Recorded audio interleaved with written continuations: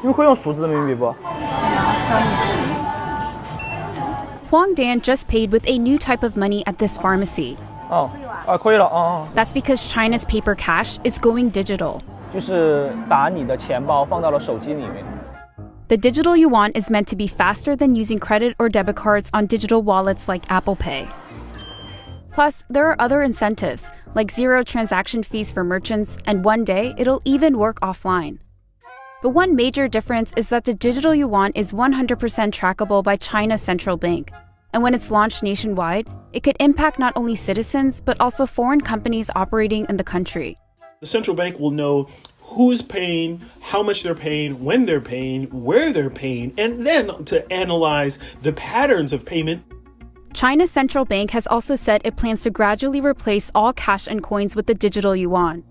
The country would be the first major economy to introduce a digital currency in the real world. And while many users say the digital yuan is easy to use, China's money revolution could usher in privacy concerns.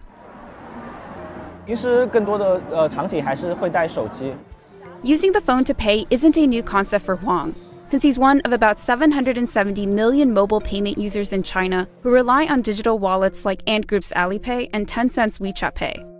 These private tech firms hold data on transactions, which the government can access. But because the digital yuan is developed by the central bank, there are no third parties, and that data sits with the government. 它是用你的身份证号和姓名来去做登记的。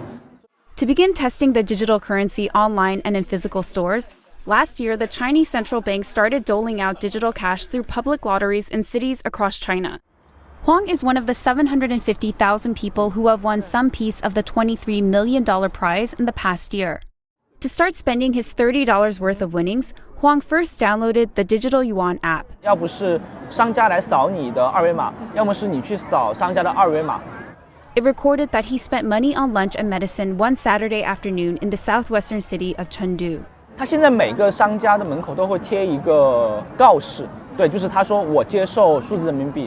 About 10,000 merchants in Chengdu have signed up to accept digital yuan. 数字红包可以使用的。 Zhong Jiayin manages a dumpling restaurant, and she said the digital yuan has some advantages compared with other payment options. 现在就是多了一个付款方式嘛，而且他们不收手续费哦，我们肯定很乐意的。 For instance, two of China's most popular digital wallets charge merchants an average of 0.6% for every transaction. There's also another upside in the works. The central bank is planning to make transactions possible even without an internet connection. So restaurants like Zhong's won't have to worry about their spotty connections that sometimes make it hard to process digital transactions.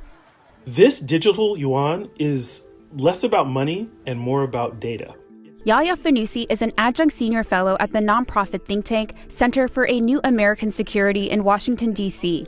He's been studying digital currencies for the past 6 years, and he says China's new currency is not as anonymous as it claims. The central bank has talked about there being controllable anonymity, which really means it's anonymous horizontally, right? The users that are using it don't necessarily know the identity of everyone that they're interacting with. But vertically, it's not anonymous. The central bank is at the top with information on all the users. China's central bank has promised to protect users' privacy. For now, people can choose whether they want to use the digital currency. But the central bank has said that as the country becomes a cashless society, it expects the digital yuan to become the primary way to make transactions. The Chinese government could force Chinese companies to only accept payment in digital yuan, which would then force the foreign companies, their foreign counterparts for trade. It could ensure that they have to use that. Central banks have authority to control money supply, but their actions to restrict a digital currency would have a more immediate effect, leaving companies holding that currency all the more vulnerable.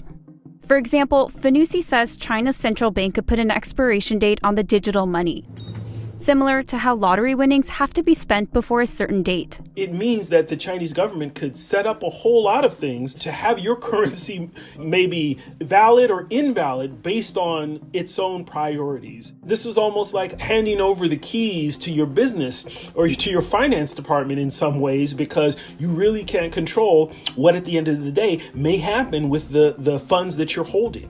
While there are privacy concerns, Fanusi says digital currencies can create more efficient monetary policy and counter criminal activities.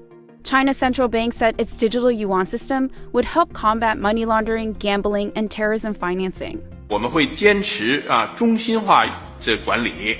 Meanwhile, the central bank is also looking into ways to make international transactions possible in digital yuan. And Fanusi says there's a big variable that'll determine if that's going to work. Will foreign governments allow their businesses and citizens to hold digital yuan and use it? It's not a given that all other countries are going to transact with this and will, because of the privacy, the data issues. So this is really to be determined.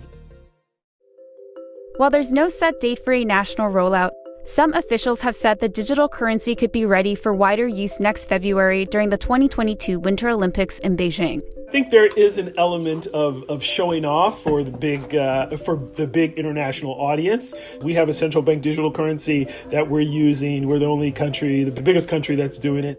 And China isn't alone in this experiment. According to one survey of central banks, 86% of them from the US to Japan are exploring these types of currencies. For early digital yuan winners like Huang, he says the trial went smoothly, and if the currency does go mainstream, he expects the surveillance aspect will matter less to him. 就是你的便利和被监控的部分，它一定是会被让渡的。因为我觉得我的消费习惯已经被培养了之后，其实我很难摆脱这样的更便捷的支付方式吧。